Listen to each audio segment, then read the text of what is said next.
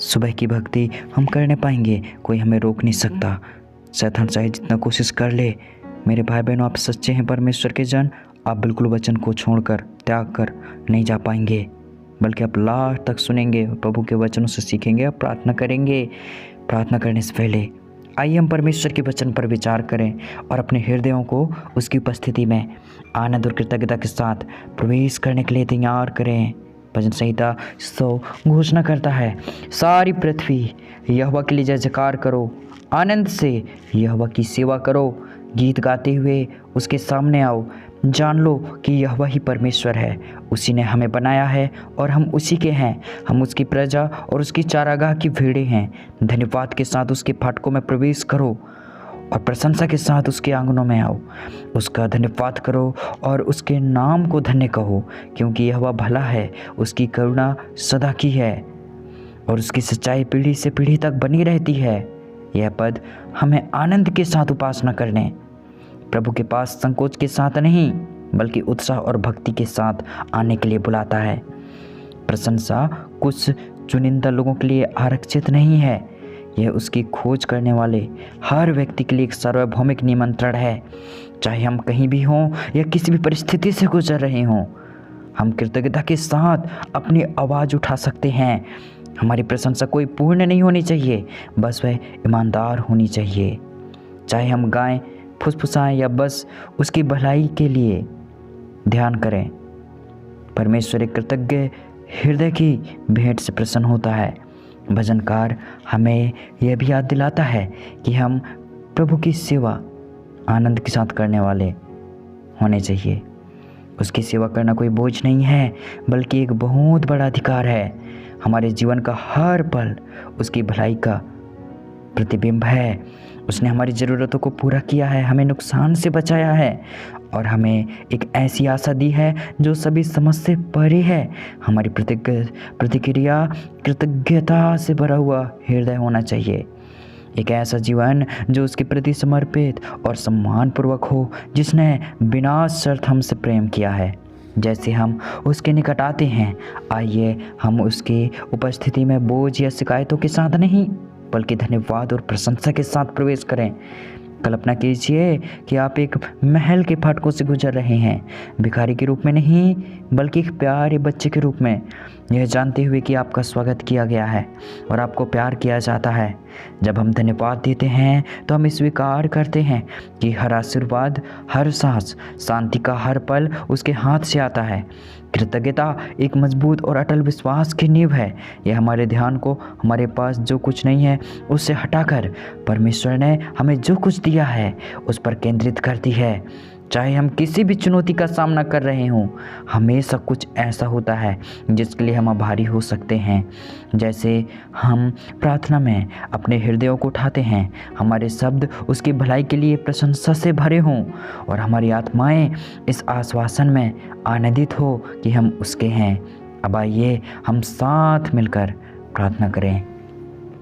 प्रभु यीशु, आपकी उपस्थिति में मैं जो कृतज्ञता महसूस करता हूँ उसे शब्दों में पूरी तरह से व्यक्त नहीं कर सकता। आप मेरे उद्धारकर्ता, मेरे मुक्तिदाता, मेरे हमेशा शरण देने वाले परमेश्वर हैं।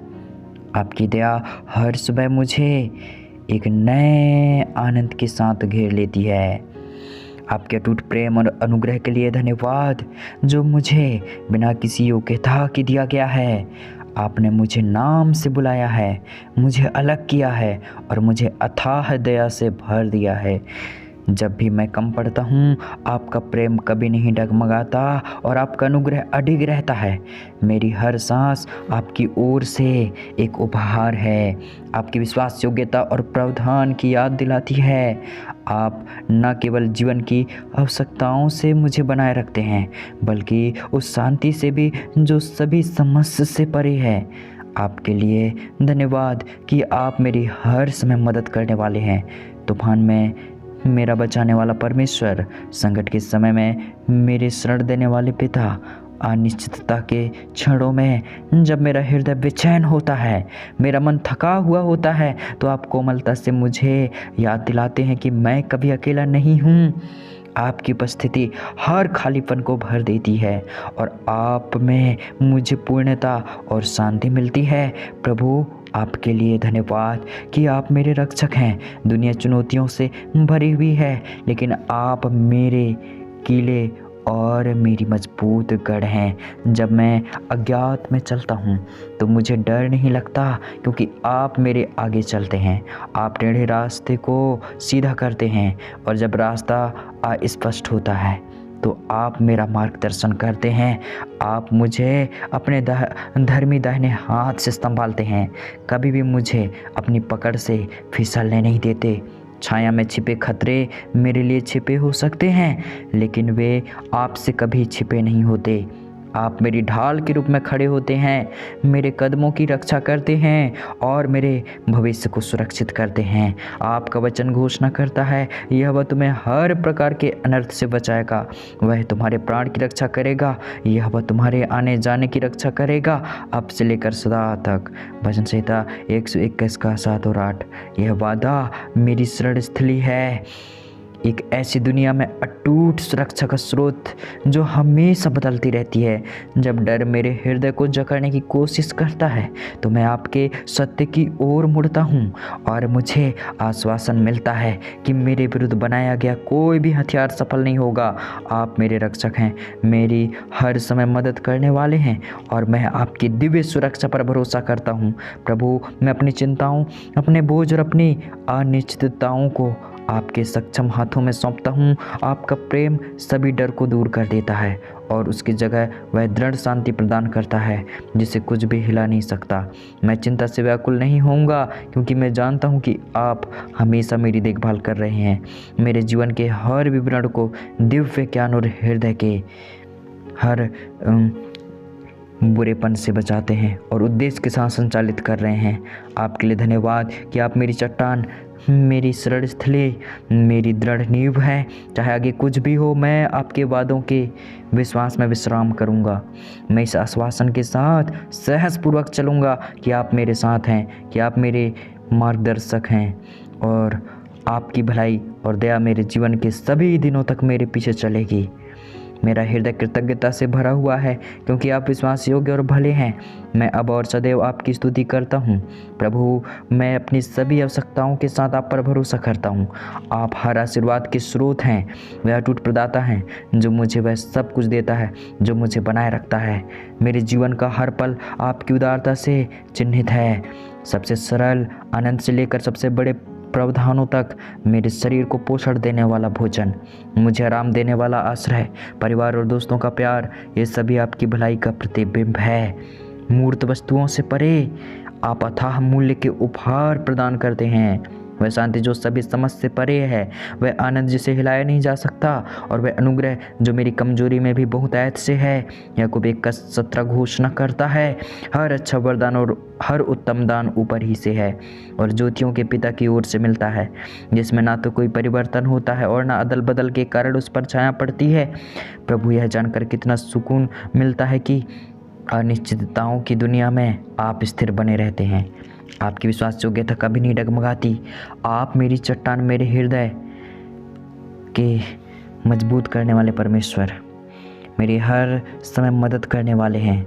जब मैं जीवन के बोझ से अभिभूत महसूस करता हूँ तो मुझे याद दिलाएं कि आपका प्रावधान कभी कम नहीं होता और आपका प्रेम कभी वापस नहीं लिया जाता।